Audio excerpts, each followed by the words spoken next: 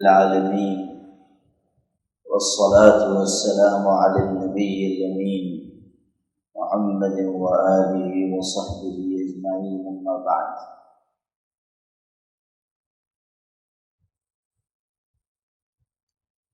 میرے بھائیوں، کل یہ بات بتائی گئی تھی کہ انسان کے دو بڑے دشمن ہیں جو اچھے اعمال سے بھلی باتوں سے روکتے اور بری باتوں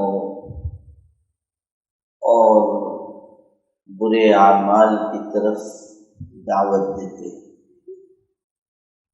ایک شیطان ہے اور دوسرے انسان کا نفس ہے۔ یہ دونوں چیزیں ایسی ہیں جو انسان کو نقصان پہنچانے کے درپے ہیں۔ اسی لیے ہمارے آقا حضرت محمد صلی اللہ علیہ وسلم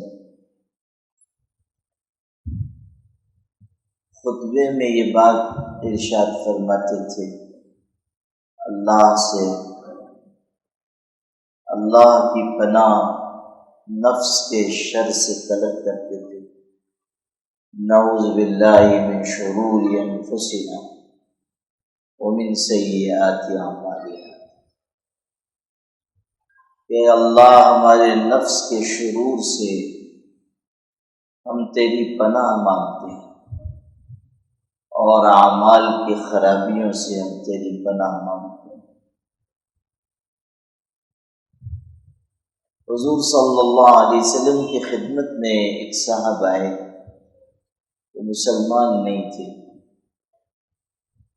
آپ نے ان سے فرمایا، اسلام قبول کر لو، میں تم کو ایسی ہی باتیں سکھاؤں گا جو تم کو نفع دیں گی۔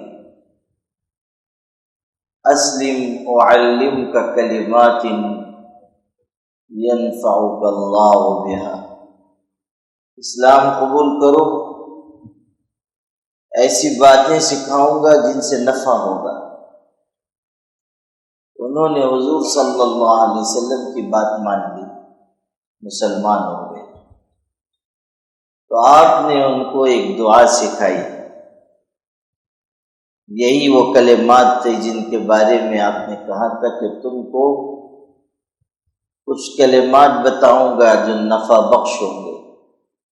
جب وہ مسلمان ہو گئے تو حضور نے دعا سکھائی، چھوٹی سی دعا ہے مگر بہت خوبصورت۔ فرمایا یوں کہو، اللہم الہمنی رشدی وقنی شر نفسی، یہ دعا سکھائی۔ اے اللہ، جو ٹھیک راستہ ہے، ہدایت کی بات ہے، وہ میرے دل میں ڈال دے اور میرے نفس کے شر سے مجھ کو بچا لے۔ قنی شر نفسی، مجھ کو میرے نفس کے شر سے محفوظ فرما، اور میرے دل میں جو درست بات ہے، صحیح راستہ ہے، ہدایت کی چیز ہے، اس کا الہام فرما۔ الہمنی، میرے دل میں وہ بات ڈال۔ یہ دعا ہم کو بھی مانگنی چاہیے، اس سے دین و دنیا کے کام بن جاتے ہیں۔ انسان جب اللہ سے یہ مانگتا ہے کہ اللہ ہر وقت مجھ کو درست راستے کی ہدایت دے، تو جو کام بھی وہ کرنے جا رہا ہو، اللہ اس میں بہتر پہلو اس کو سکھا دیتا ہے، اس کے دل میں ڈال دیتا ہے کہ یہ کرنا ہے اور یہ نہیں کرنا ہے۔ یہ دعا مانگنی چاہیے۔ اگر عربی میں یاد کر لیں تو اچھا ہے، اس لیے کہ حضور صلی اللہ علیہ وسلم کے سکھائے ہوئے مبارک الفاظ ہیں، اور اگر نہ سیکھ سکیں کم از کم اردو میں کہیں۔ اللہ سے یوں مانگیں کہ اللہ ہر وقت جو درست راستہ اور درست طریقہ ہو وہ مجھے عنایت فرما، اور میرے نفس کے شر سے میری حفاظت فرما۔ کام بگڑتے ہیں جب انسان اپنے نفس کی چاہت پر چلنے لگتا ہے کام بگڑ جاتے ہیں، کام خراب ہو جاتے ہیں۔ جب انسان اپنے نفس کی چاہتوں کو پورا کرنے لگتا ہے اللہ کی مدد اٹھ جاتی ہے اور انسان اس کے نفس کے حوالے کر دیا جاتا ہے۔ قرآن میں آپ پڑھیں، ایک واقعہ آیا ہے، وَاتْلُ عَلَيْهِمْ نَبَأَ الَّذِي آتَيْنَاهُ آيَاتِنَا فَانْسَلَخَ مِنْهَا فَأَتْبَعَهُ الشَّيْطَانُ فَكَانَ مِنَ الْغَاوِينَ۔ ایک صاحب تھے اور اس درجے کو پہنچے ہوئے کہ دعائیں ان کی قبول ہوتی تھی، جو مانگتے تھے پورا کیا جاتا تھا۔ حضرت موسیٰ علیہ السلام کے دور کی بات ہے، بلعم باعور نام تھا، اور بہت سارے لوگ اس کے عقیدت مند تھے، ہزاروں لوگ اس کو اپنا پیشوا مقتدیٰ مانتے تھے۔ جب موسیٰ علیہ السلام ان کے علاقے کی طرف آنے لگے، قوم کے لوگوں نے کہا بد دعا کر دیجئے کہ موسیٰ ہلاک ہو جائے۔ اس نے کہا کہ نہیں، موسیٰ پیغمبر ہیں، ان کے لیے بد دعا نہیں کر سکتا۔ تو قوم نے یہ کیا کہ بہت سے تحفے نذرانے لے کر آئے اور پیش کیے، اور اس کو بھی تحفے نذرانے پیش کیا، اس کی بیوی کو بھی، اور بیوی کو کہا کہ ان کو آمادہ کرو۔ وہ بیوی جو ہے وہ پیچھے لگ گئی اور وہ بھی نذرانے پا کر راستے سے ہٹنے لگا، نفس و شیطان کے فتنے کا شکار ہونے لگا، لالچ میں پڑ گیا۔ نتیجہ اس کا یہ نکلا کہ اس نے کہا ٹھیک ہے بد دعا کرتا ہوں، اور ایک پہاڑ پر چڑھا اور اس نے بد دعا کے لیے ہاتھ اٹھائے، اور عجیب بات یہ ہوئی کہ جو بد دعا وہ حضرت موسیٰ اور ان کے ساتھیوں کے لیے کرنا چاہتا تھا، وہ الفاظ خود اس کے لیے اور اس کی قوم کے لیے نکلتے تھے، اور جو دعا کرنا چاہتا تھا اپنے لیے اور قوم کے لیے، وہ حضرت موسیٰ کے لیے الفاظ دعا کے لیے نکلتے تھے۔ اور چونکہ اس نے نفس و شیطان کی پیروی کی اور غلط راہ پر چلا گیا، اللہ تعالیٰ نے اس کو سزا دی، گمراہ ہو گیا۔ اور روایتوں میں یہ بات ہے کہ اس کی زبان اس کے سینے پر لٹک آئی، یہ سزا ہوئی۔ جیسے کتا ہوتا ہے کہ ہر وقت اس کی زبان لٹکی رہتی ہے، قرآن نے لفظ جملہ کہا ہے فَمَثَلُهُ كَمَثَلِ الْكَلْبِ، اس کی مثال کتے کی طرح ہے کہ اگر تم اس پر بوجھ ڈالو گے تب بھی وہ ہانپے گا اور زبان نکالے گا، اور اگر بوجھ نہیں بھی ہے تب بھی۔ آپ دیکھیں کتا کھڑا ہوا ہے، کوئی اس کو تکلیف نہیں ہے، مگر پھر بھی زبان نکالے ہانپ رہا ہے، معلوم ہوتا ہے کہ 2 گدھوں کے برابر کا بوجھ رکھا ہوا ہے۔ تو یہ جو کتے کی حالت ہے، ایسی حالت اس کی بنا دی گئی، اللہ کی پناہ۔ آپ سوچئے کہ کیسا لالچ اور نفس و شیطان کے راستے پر چلنے کی وجہ سے کیسا عذاب اس پر آیا، اور راستے سے ہٹا دیا گیا اور اللہ کی نگاہ سے گرا دیا گیا۔ جہاں یہ واقعہ آیا ہے وہاں یہ بھی ہے اخلد الی الارض واتبع ہوا، زمین کی طرف جھک گیا اور نفس کی چاہت پر چل پڑا، اس وجہ سے یہ حالت ہوئی۔ یعنی دنیا کی فانی لذتوں کی تلاش میں لگ گیا اور نفس کی چاہتوں کے پیچھے چل پڑا، گمراہ کر دیا گیا۔ یہ چیز سمجھنے کی ہے کہ اگر انسان اپنے نفس کی چاہتوں میں لگ گیا تو وہ تباہ ہو جائے گا، اور اللہ اس کو اس کے نفس کے حوالے کر دے گا۔ انسان کو چاہیے کہ وہ نفس کی چاہتوں کو دبائے اور اللہ کی مرضی پر، اس کے احکامات پر عمل کرے۔ انسان اللہ کا بندہ ہے، اپنے نفس کا بندہ نہیں ہے کہ نفس کے احکامات مانے گا، لیکن آپ قرآن میں پڑھیں کہ کہا گیا اس شخص کو تم نے نہیں دیکھا جس نے اپنے نفس کی چاہتوں کو اپنا معبود بنا لیا، یعنی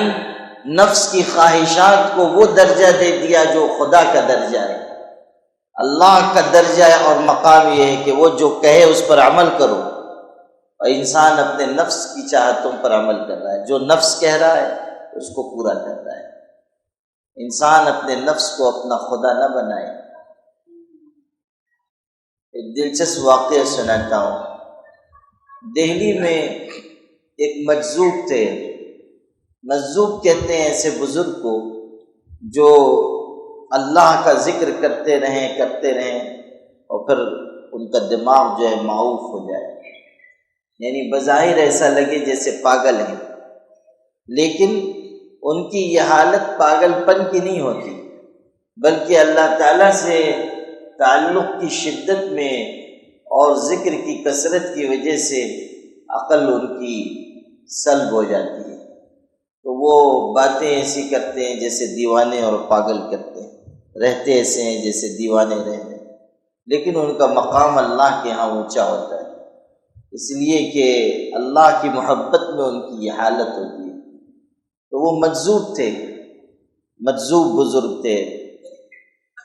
اور یوں ہی پھرتے رہتے تھے۔ وہ ایک دن ایک چوراہے پہ کھڑے ہو گئے اور کہنے لگے نہ تو میرا خدا ہے نہ میں تیرا بندہ ہوں،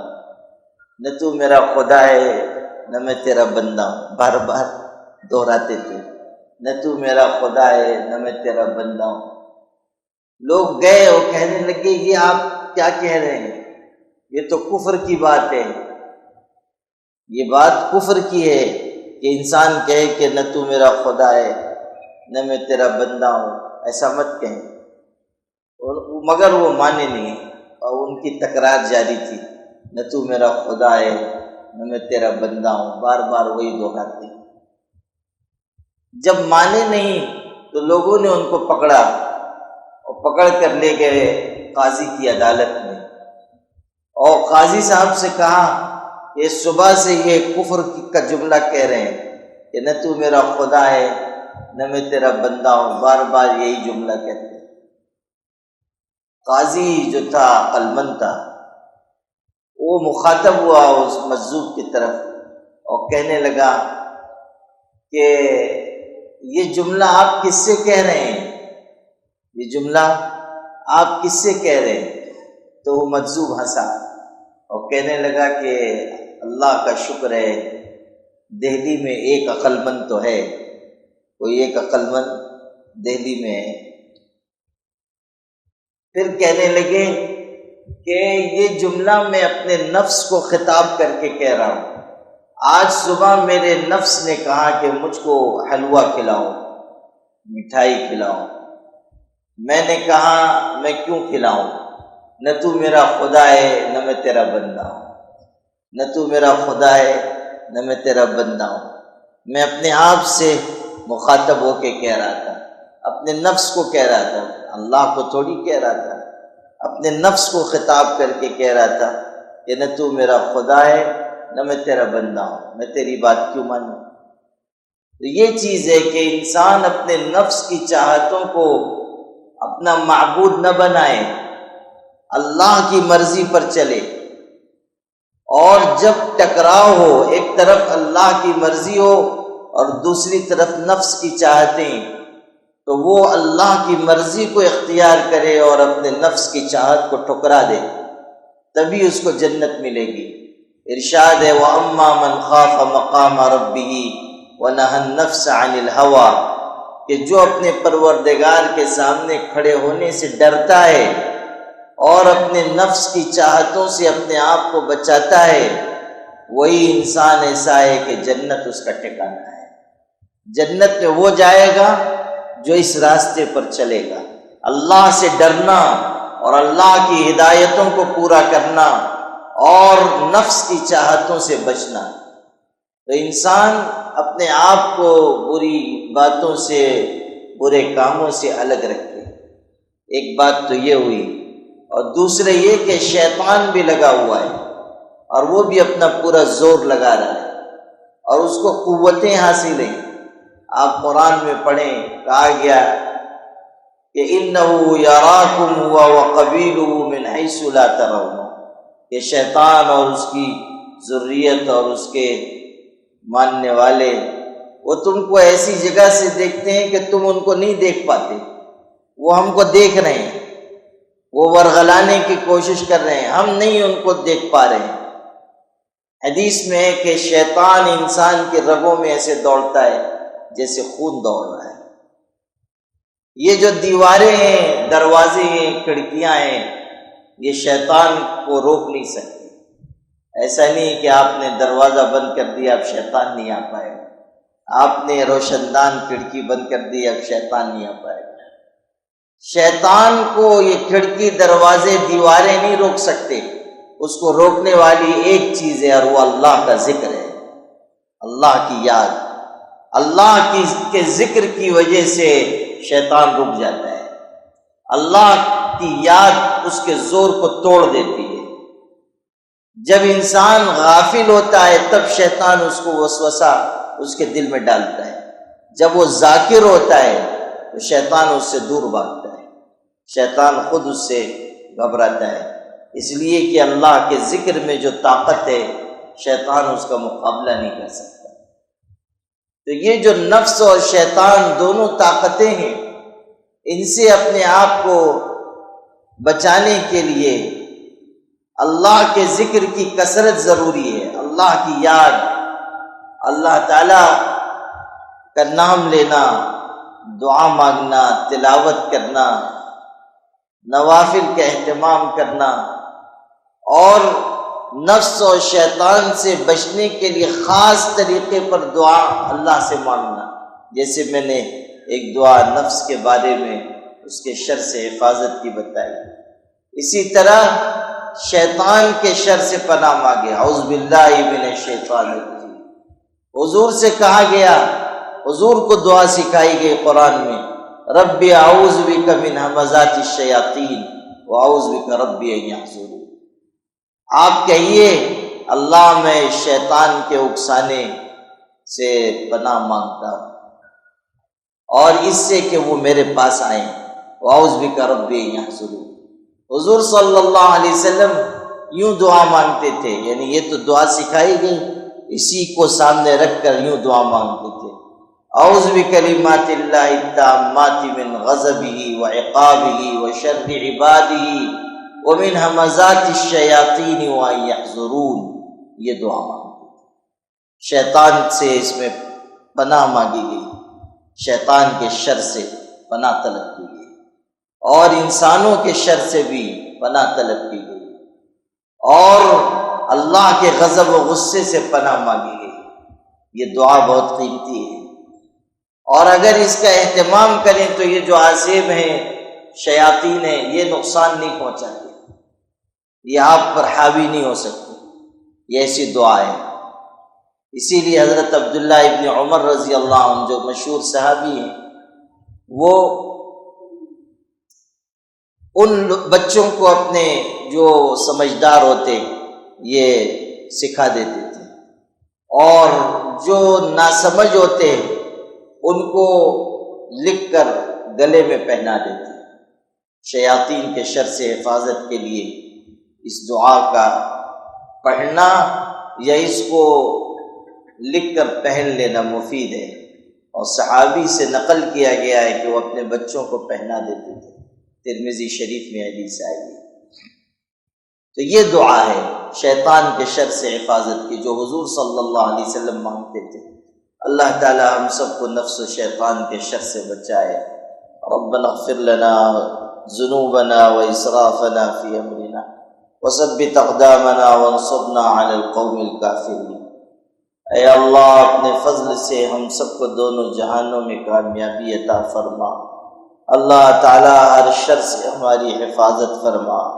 نفس و شیطان کے فتنوں سے حفاظت فرما۔ اللہ ہماری مغفرت فرما، ہمارے ماں باپ کی مغفرت فرما، اہل و عیال کی مغفرت فرما، اساتذہ اور مشائخ کی مغفرت فرما، اللہ متعلقین کی مغفرت فرما، مخلصین کی مغفرت فرما، اللہ ہمیں اپنے دین پر قائم فرما، اللہ ہمیں دونوں جہانوں میں سربلندی عطا فرما، اللہ عزت اور نیک نامی عطا فرما، اللہ قدم قدم پر ہماری مدد فرما، نصرت فرما، اللہ تعالی ہمیں اور ہماری آل و اولاد کو دین پر استقامت عطا فرما، اللہ تعالی ثابت قدمی عطا فرما، ملک کے ان مشکل حالات میں ہمارے دین و ایمان کی حفاظت فرما، اللہ دن بدن حالات خراب ہوتے جا رہے ہیں، تیرے علاوہ کوئی مددگار نہیں ہے، اپنے فضل سے ہماری مدد فرما، ہماری نصرت فرما، اللہ دشمنوں کے شر سے بچا لے، اللہ تعالی ہمیں عافیت عطا فرما، امن و امان عطا فرما، راحت و رحمت عطا فرما، حفاظت و صیانت عطا فرما، ہماری مساجد، مدارس، معاہد، مقابر کی حفاظت فرما، اللہ تعالیٰ بہکنے بھٹکنے سے ہم سب کو محفوظ و مامون فرما، اللہ فلسطینی مسلمانوں کی مدد فرما، اللہ تعالیٰ وہاں بسنے والوں کو راحت عطا فرما، اللہ تعالیٰ ان پر جو ظلم ہو رہا ہے اس کا خاتمہ فرما، اللہ تعالیٰ ان کے دشمنوں کو خائب و خاسر فرما، اللہ تعالیٰ ان کے دشمنوں کو چن چن کر ہلاک فرما، اللہ تعالیٰ ظلم کرنے والوں سے روئے زمین کو پاک فرما، اللہ تعالیٰ ظالموں ستمگروں پر اپنا قہر نازل فرما، اللہ تعالیٰ ان پر اپنا عذاب نازل فرما، اللہ تعالیٰ ان کے جھنڈے کو نیچا کر دے، ان کی عمر کو مختصر کر دے، ان کے قدموں کو اللہ تعالیٰ متزلزل فرما دے، اللہ تعالیٰ ان کے اوپر رعب و ہیبت طاری فرما دے، اللہ تعالیٰ ہر قسم کے ان کے شر سے ہماری اور تمام امت مسلمہ کی حفاظت فرما، اللہ تعالیٰ اپنے کرم سے، اپنی رحمت سے اہل ایمان کو فتح مبین عطا فرما، اللہ تعالیٰ انہیں سربلند فرما دے، انہیں سربلند فرما دے، انہیں سربلند فرما دے، اللہ تعالیٰ انہیں قوت عطا فرما دے، ان کی خصوصی نصرت فرما، اللہ تعالیٰ اپنے کرم سے دونوں جہانوں میں ہمیں اور تمام اہل ایمان کو کامیابی عطا فرما، اللہ تعالیٰ قرآن مجید سے محبت عطا فرما، حضرت رسول کریم صلی اللہ علیہ وسلم سے والہانہ تعلق عطا فرما، حضور کے لائے ہوئے دین پر چلنا نصیب فرما، حضور صلی اللہ علیہ وسلم کی سنتوں پر عمل عطا فرما، اللہ تعالیٰ اس دنیا میں ان کی زیارت عطا فرما،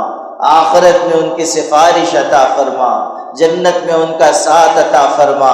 اللہ تعالیٰ اپنے کرم سے، اپنی رحمت سے ان کا قرب خاص عطا فرما، اللہ تعالیٰ ان کی توجہ تام عطا فرما، اللہ تعالیٰ کتاب اللہ اور کعبۃ اللہ اور رسول اللہ کا فیضان عطا فرما، سلسلے کے بزرگوں کا فیض عطا فرما، اللہ تعالیٰ ہمیں اور ہمارے متعلقین کو حسن اخلاق، حسن کردار، حسن عمل، حسن نیت عطا فرما، اچھی نماز، اچھا وضو، اچھی دعا عطا فرما، اللہ تعالی ہمیں دین پر ثابت قدمی عطا فرما، اللہ تعالی ہماری دنیا کی ہر ضرورت کو عافیت کے ساتھ پورا فرما، صرف اپنا محتاج بنا،